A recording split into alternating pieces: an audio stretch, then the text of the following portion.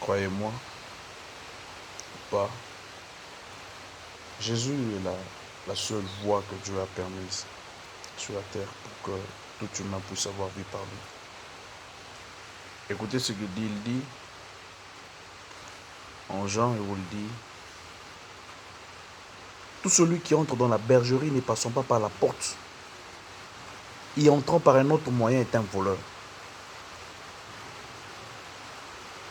Que tu sois musulman, que tu sois chrétien, que tu sois catholique, que tu défendes ta religion comme tu veux. La vraie chose dans laquelle le monde ne vous insérera jamais. Si le monde vous aimait, il vous aurait dit que même le monde lui-même tremble devant Jésus. Laissez-moi vous dire une chose. Même Jésus lui-même dans son amour infini, il sait qu'il y a des gens qui ne veulent jamais que les autres atteignent la vie que Dieu leur a donnée. Ne soyez pas quand même distraits jusqu'à ce point-là, mes frères. Intellectuels que vous êtes, que nous sommes, mais la vie éternelle n'est pas une affaire d'intellectualité, n'est pas une affaire d'intelligence, n'est pas une affaire de rationnel. C'est question de foi et de détermination, question de choix. Si tu veux vivre éternellement, ça n'a rien à voir avec les cancarismes, tout ça, les cancars, je peux dire, ça n'a rien à voir avec les messages de Graal, ça n'a rien à voir avec la magie, la sorcellerie qu'on vous apprend. Même le diable lui-même ne vivra jamais éternellement. Dis-moi qui est ce diable qui vivra éternellement. Il sera éternellement dans un étang de feu sans fin. Arrête de tromper tes frères et tes soeurs en leur donnant de fausses convictions, de faux témoignages qui sont basés que sur le ténèbre. Il a été dit dans ta parole, Seigneur. Il a été dit dans la parole de Dieu que l'Esprit vivifie.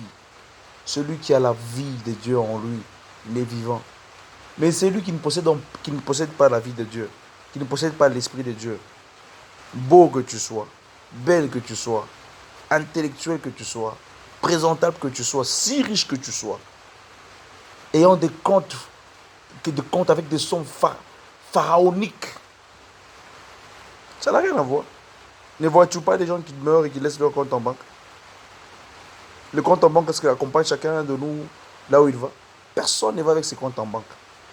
D'ailleurs, pour te dire vrai, l'argent que nous avons, ce sont des choses qui viennent de la terre. Qui nie? Parce que s'il faut que tu nies, je veux te le dire. L'argent est produit à partir du papier. Le papier qu'on produit vient de l'arbre. L'arbre vient de quoi? L'arbre vient de quoi? Vient de la terre. S'il n'y a pas de terre, il n'y a pas de papier, il n'y a pas d'argent. Même l'argent que tu as, c'est la poussière. Cherche Christ. Crois en lui. Arrête tes illusions et tes allusions insensées qui n'ont rien à voir avec la vraie vie. Même si on n'a rien, on est heureux. J'ai un bonheur énorme en moi. Christ est ma joie. Même si je ne sais pas l'exprimer, même si je ne sais pas bien expliquer qui est Christ vraiment, comme les autres peuvent le dire, chacun de nous est heureux en Christ. Il n'y a aucun bonheur que le monde ne puisse connaître, que les hommes ne peuvent connaître en étant dans le diable, en étant dans les autres religions, le bouddhisme, l'hindouisme. Même si vous défendez vos fausses idéologies, la vraie religion, la vraie vie ne vient que de Jésus. Il n'y a pas de vie en Bouddha. Bouddha est déjà mort. Même si vous faites des statuettes, Bouddha n'existe pas. Vous adorez un démon. Bouddha n'existe pas. Il n'existe pas. Vous dites, oh, Mahomet, il n'existe pas. Il a été, mais il n'est pas là. Mais Christ, lui, il est. Il ne bouge jamais. Sa grâce est infinie. Si ton cœur te soumet à des choses qui ne font pas gloire à Christ, à Dieu. Écoute, Dieu, quand il appelle quelqu'un, il n'appelle pas quelqu'un pour que...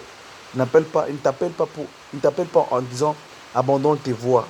Il dit ceci, viens à moi. Tel que tu es là, avec tes voies occultes, nocturnes, viens à lui.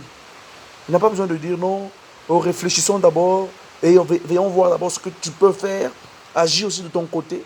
L'action qu'il te demande de faire, c'est juste venir à lui, c'est tout. Christ a dit d'abandonner ce que tu fais. Il dit, viens à lui. Et lui, quand tu viens à lui, quand tu t'approches de lui, lui-même par sa force et par sa grâce, par son amour, par sa compassion pour toi, il va te détacher de ces choses parce que tu as choisi de venir auprès de lui. Il n'y a aucun autre Dieu sur la terre comme Christ qui puisse changer la vie d'un homme. Tu as des problèmes, tu as des problèmes. La solution est là. Crois en Dieu, crois en moi. C'est ce que Christ dit. Que ton cœur ne se trouble pas. Que votre cœur ne se trouble point. Croyez en moi. Croyez en Dieu, croyez en moi. Crois en Dieu, qui est Jésus. Crois en celui qui a donné la vie à la mort. C'est lui qui a donné la vie à ceux qui étaient morts. À ceux qui n'avaient plus de foi. À ceux qui ne pouvaient rien faire de mieux. Christ n'est pas une statuette. Christ ne se définit pas par les biens que tu as, par la femme que tu as, non. Par l'argent que tu as en compte en banque, non. Tu peux avoir des comptes en banque pharaoniques, mais tu as eu l'argent d'une manière fallacieuse, d'une manière plutôt, d'une manière incorrecte. Tu peux avoir des comptes en banque, tu es riche, tu as des véhicules, tu es bien habillé, mais tu sais toi-même la source de ton argent. Et qui t'a dit que parce que tu as beaucoup d'argent, tu es mieux? Qui t'a dit ça? Tu peux avoir beaucoup d'argent, mais tu peux avoir beaucoup d'argent, mais tu n'es qu'un squelette. Ne voyez-vous pas qu'il y a des hommes dans ce monde qui sont des lions morts? C'est un lion mort. Il sert à quoi? Il sert à quoi? Mais il y a des autres qui sont des chiots qui sont vivants. Un petit chien vaut mieux qu'un lion mort. Si toi tu n'as pas Christ, tu es semblable à un lion mort. Quoique tu aies l'apparence de peur, l'apparence d'un homme qui tient, tu n'as pas Christ, tu es mort. Même celui qui connaît Christ, il n'a rien. C'est comme un petit chiot, mais qui a la vie, qui a l'assurance, qui a l'espérance de grandir. Mais toi, quand tu es déjà mort, l'espérance que tu as, c'est quoi? C'est pourrir. Pourrir et être jeté. On va t'oublier. Les biens que tu as là ne nous intéressent pas. Ce qui intéresse la vie des hommes, ce qui doit intéresser le cœur de Dieu, ce qui intéresse, c'est ton âme, l'état de ton cœur, la vie que tu mènes. Même si tu mènes une vie scientifique, une vie maçonnique, concentrée à des choses occultes, et tu finiras par comprendre un jour. Si tu refuses de le faire maintenant, tu comprendras un jour que il y avait des gens qui ont pu passer leur temps à parler de ça, mais tu as fermé tes oreilles parce que ton cœur est tellement endurci comme celui de Pharaon. Il est au-delà même de l'endurcissement du Pharaon parce que le Pharaon a fini par comprendre qu'il n'y a aucun autre Dieu au-dessus, au-delà de l'éternel, le Dieu de Moïse. Il n'y en a point. Le diable en qui tu habites ta foi, il n'est pas Dieu. Il n'a jamais été Dieu. Il ne le sera jamais. Ce n'est qu'une créature. Dieu n'est pas créé. Dieu est un créateur. Le diable est une créature. Il dépend de celui qui l'a créé. Même le diable en qui tu as mis ta foi.